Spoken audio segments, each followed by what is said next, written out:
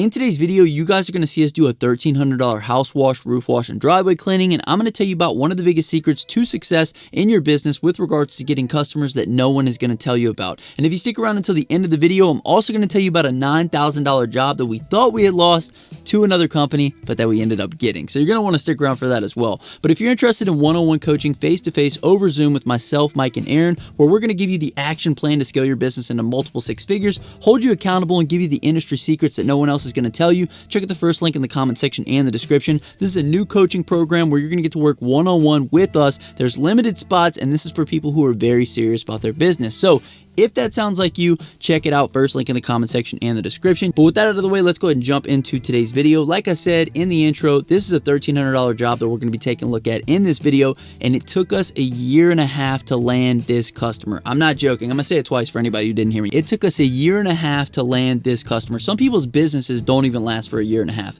The thing that nobody is going to tell you about getting new customers into your business is that it's a compounding effect. It's a compounding of actions taken over time, and you never know where somebody is at in the buying process whenever you hit these people. So compounding actions, things that move the needle, things like yard signs, door hangers, flyers, ads, Google My Business rankings, things that allow you to hit the customer with an offer. Those things add up over time and essentially compound for you in terms of how many customers you're going to acquire into your business. And this is something that nobody talks about. So this customer came through on a Facebook ad. We put them in our system into QuoteIQ. If you guys don't have QuoteIQ, check it out, comment section and description. But we put them into QuoteIQ, and after we sent them the estimate, we didn't hear anything back from them. And this will typically happen on Facebook ads. Sometimes the price is too high for people. They don't want to respond back. You don't know where somebody's at within the buying process. Maybe these people weren't ready to commit to a purchasing decision on pressure washing. Maybe they were looking to buy something else. You just never know. A year and a half later, he messages me and says that he wants to go ahead and get on the schedule. So what do we attribute this to? He messaged me out of the blue. I didn't hit him with another ad. Maybe the ad got placed in front of him again. I don't know. I didn't message him on Facebook. I did implement a follow-up sequence within QuoteIQ that might have sent him an email reminding him that we had an estimate for him and that he didn't accept or declined it. So that's one of the things that we could attribute it to. I'm not positive if that's what it was. However, that's something you could do within QuoteIQ, and I highly recommend you guys check out the email automations within QuoteIQ so that we can set those things up and you can kind of just have them going. We have them in place now for all of our customers to notify them whenever they haven't responded to an estimate, or just follow-ups like, hey, you scheduled 8 months ago.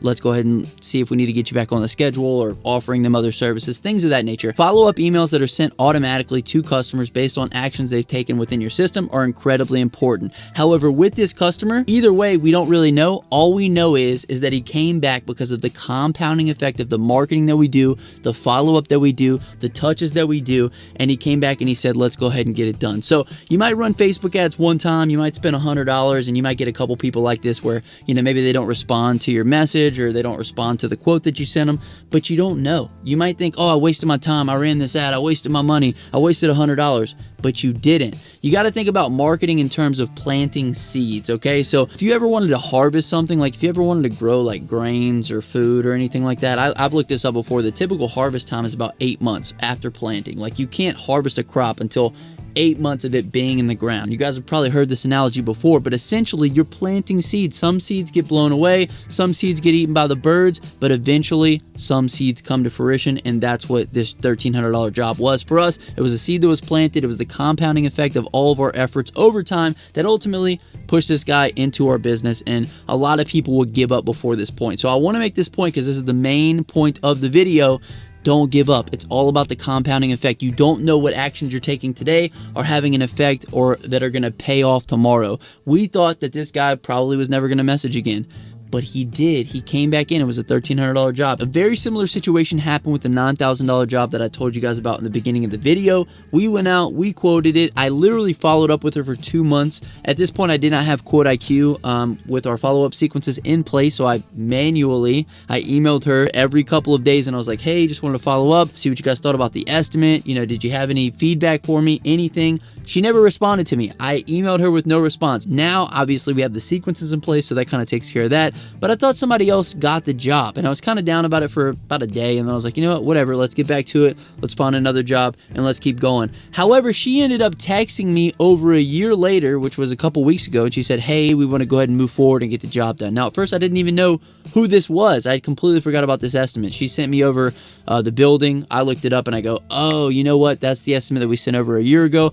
I called Jacob and Kayla. I'm like, dude, I can't believe this. This lady is calling us, wanting us to go ahead and schedule her for this job. And then she ended up saying that she wanted to add on a building as well. So when we originally quoted it, we quoted her for a parking lot cleaning, a parking lot restripe, and then I think all the front sidewalks in the front of the building.